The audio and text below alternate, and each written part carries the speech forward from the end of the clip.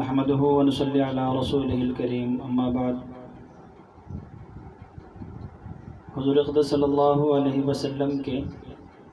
سفر طائف کا قصہ بیان کرنا مقصود ہے۔ نبوت مل جانے کے بعد 9 برس تک نبی اکرم صلی اللہ علیہ وسلم مکہ مکرمہ میں تبلیغ فرماتے رہے اور قوم کی ہدایت اور اصلاح کی کوشش فرماتے رہے، لیکن تھوڑی سی جماعت کے سوا جو مسلمان ہو گئی تھی اور تھوڑے سے ایسے لوگوں کے علاوہ جو باوجود مسلمان نہ ہونے کی آپ کی مدد کرتے تھے، اکثر کفار مکہ آپ کو اور آپ کے صحابہ رضوان اللہ علیہم اجمعین کو ہر طرح کی تکلیفیں پہنچاتے تھے، مذاق اڑاتے تھے اور جو ہو سکتا تھا اس سے درگزر نہ کرتے تھے۔ حضور صلی اللہ علیہ وسلم کے چچا ابو طالب بھی انہی نیک دل لوگوں میں سے تھے جو باوجود مسلمان نہ ہونے کے حضور صلی اللہ علیہ وسلم کی ہر قسم کی مدد فرماتے تھے۔ 10ویں سال میں جب ابو طالب کا انتقال ہو گیا تو کافروں کو اور بھی ہر طرح کھلے مہار اسلام سے روکنے اور مسلمانوں کو تکالیف پہنچانے کا موقع ملا۔ حضور اقدس صلی اللہ علیہ وسلم اس خیال سے طائف تشریف لے گئے کہ وہاں قبیلہ ثقیف کی بڑی جماعت موجود ہے، اگر وہ قبیلہ مسلمان ہو جائے تو مسلمانوں کو ان تکالیف سے نجات ملے اور دین کے پھیلنے کی بنیاد پڑ جائے۔ وہاں پہنچ کر قبیلہ کے 3 سرداروں سے جو بڑے درجے کے سمجھے جاتے تھے گفتگو فرمائی اور اللہ کے دین کی طرف بلایا اور اللہ کے رسول یعنی اپنی مدد کی طرف متوجہ کیا، مگر ان لوگوں نے بجائے اس کے کہ دین کی بات کو قبول کرتے یا کم از کم عرب کی مشہور مہمان نوازی کے لحاظ سے ایک نوبارک مہمان کی خاطر مدارت کرتے، صاف جواب دے دیا اور نہایت بے رخی اور بد اخلاقی سے پیش آئے۔ ان لوگوں نے یہ بھی گوارا نہ کیا کہ آپ یہاں قیام فرما لیں۔ جن لوگوں کو سردار سمجھ کر بات کی تھی کہ وہ شریف النفس ہوں گے اور مہذب گفتگو کریں گے، ان میں سے ایک شخص بولا کہ اوہو، آپ ہی کو اللہ نے نبی بنا کر بھیجا ہے۔ دوسرا بولا، اللہ کو تمہارے سوا کوئی اور ملتا ہی نہیں تھا جس کو رسول بنا کر بھیج دے۔ استغفر اللہ۔ تیسرے نے کہا کہ میں تجھ سے بات کرنا نہیں چاہتا، اس لیے کہ اگر تو واقعی نبی ہے جیسا کہ دعویٰ ہے تو تیری بات سے انکار کر دینا مصیبت سے خالی نہیں، اور اگر جھوٹ ہے تو میں ایسے شخص سے بات نہیں کرنا چاہتا۔ اس کے بعد ان لوگوں سے نا امید ہو کر حضور اقدس صلی اللہ علیہ وسلم نے اور لوگوں سے بات کرنے کا ارادہ فرمایا کہ آپ تو ہمت اور استقلال کے پہاڑ تھے، مگر کسی نے بھی قبول نہیں کیا، بلکہ بجائے قبول کرنے کے حضور اقدس صلی اللہ علیہ وسلم سے کہا کہ ہمارے شہر سے فوراً نکل جاؤ اور جہاں تمہاری چاہت کی جگہ ہو وہاں چلے جاؤ۔ حضور اقدس صلی اللہ علیہ وسلم جب ان سے بالکل مایوس ہو کر واپس ہونے لگے تو ان لوگوں نے شہر کے شریر لڑکوں کو پیچھے لگا دیا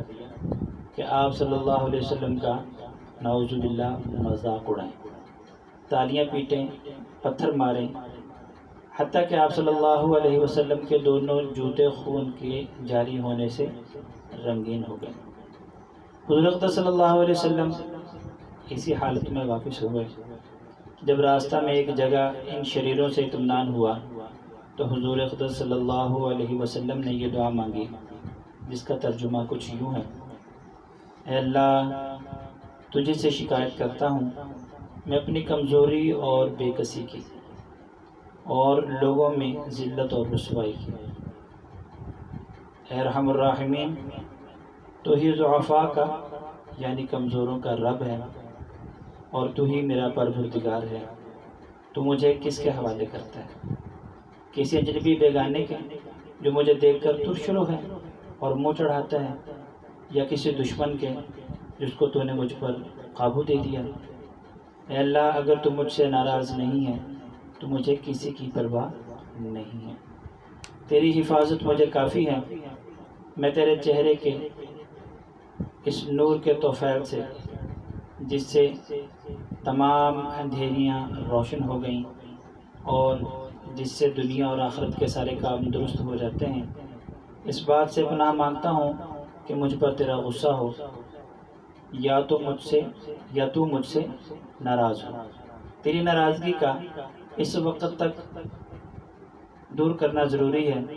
جب تک تو راضی نہ ہو۔ نہ تیرے سوا کوئی طاقت ہے نہ قوت۔ یہ ساری کی ساری دعا جو ہے وہ سیرت ابن ہشام میں نقل کی گئی ہے، ہم نے یہاں پر اس کا ترجمہ آپ کے سامنے پیش کیا ہے۔ اس واقعے کو مختصر کرتا ہوں۔ مالک الملک کی شان قہاری کو اس پر جوش آنا ہی تھا کہ حضرت جبرائیل علیہ السلام نے آ کر سلام کیا اور عرض کیا کہ اللہ تعالیٰ نے آپ کی قوم کی وہ گفتگو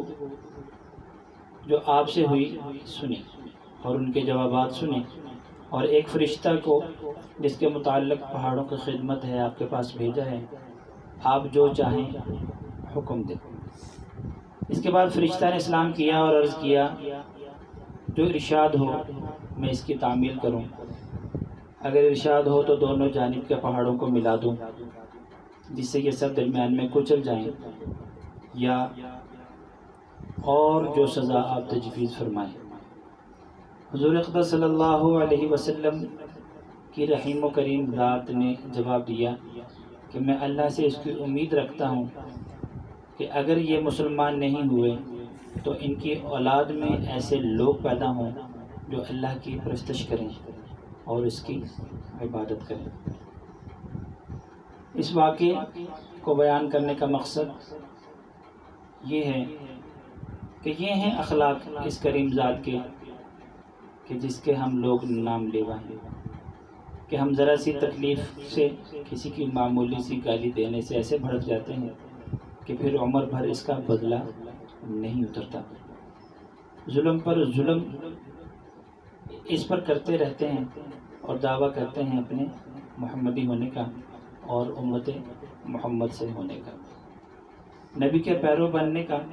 نبی اکرم صلی اللہ علیہ وسلم اتنی سخت تکلیف اور مشقت کے باوجود وہ دعا نہ فرماتے اور نہ کوئی بدلہ لیتے۔ اللہ پاک ہمیں عمل کی توفیق عطا فرمائے۔ وآخر دعوانا ان الحمد للہ رب العالمین۔